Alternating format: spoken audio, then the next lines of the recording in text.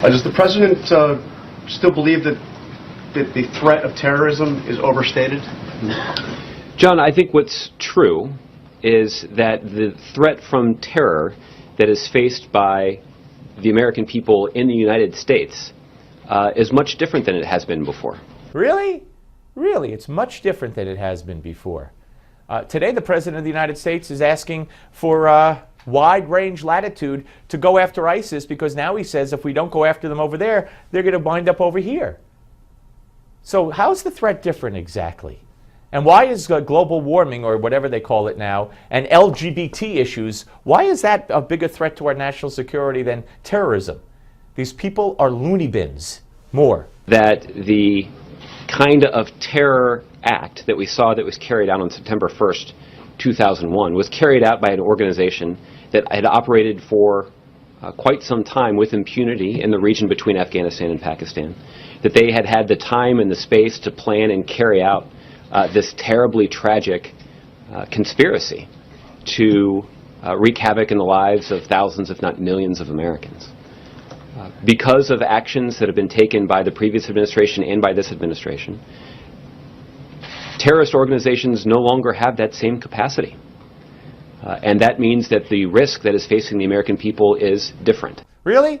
Just a couple of years ago, the president said his biggest fear is that a nuke is going to go off in Manhattan.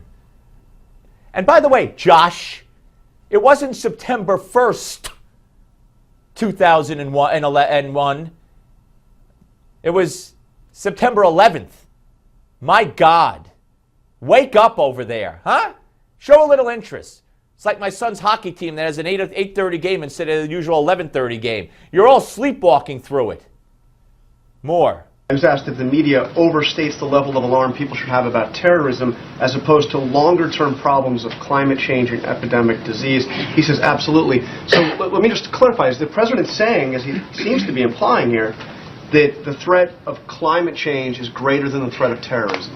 I think, John, the point that the president is making is that there are many more people on an annual basis who have to confront the impact, the direct impact on their lives of climate change or on the spread of a disease than on terrorism. Folks, what could I say? I got to admit, I'm a little disappointed he left out LGBT, like Susan Rice threw in as a national security issue. But I'm sure if he talked long enough, he'd get to it. That's right. Climate change and disease, climate change. Climate change. There is no climate change. There are fewer hurricanes than ever on the East Coast. Fewer than ever. Sandy wasn't even a hurricane. Loony bins. More. The point that the president is making is that when you're talking about the direct daily impact of these kinds of challenges on the daily lives of Americans, particularly Americans living in this country, that direct impact is more, that more people are directly affected by those things than by terrorism. What kind of measure is that? That's as insane as saying that the kosher deli in France, as we let you hear earlier, it was a random act of violence because they weren't targeted by name. Now, because more people might be affected by something else, so that something else trumps the threat of terror as a threat to national security? What is going on here? It's like the new math. It's the new logic. Makes no sense.